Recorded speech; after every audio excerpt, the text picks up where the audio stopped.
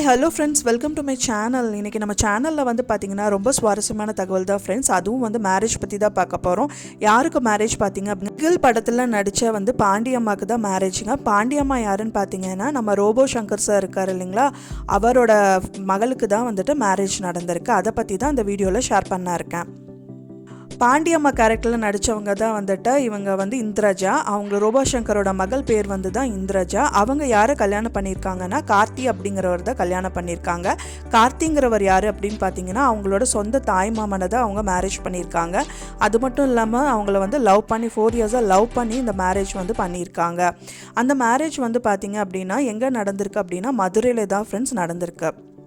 கார்த்திக் வந்து பார்த்திங்க அப்படின்னா வந்துட்டு அவர் வந்து ஒரு டைரக்டராக இருந்து வந்துட்டுருக்காரு. அவங்களுக்கும் வந்து இந்திரஜாவுக்கும் போன மாதம் வந்து நிச்சயதார்த்தம் என்கேஜ்மெண்ட் வந்து நடந்து முடிஞ்சிருக்கு.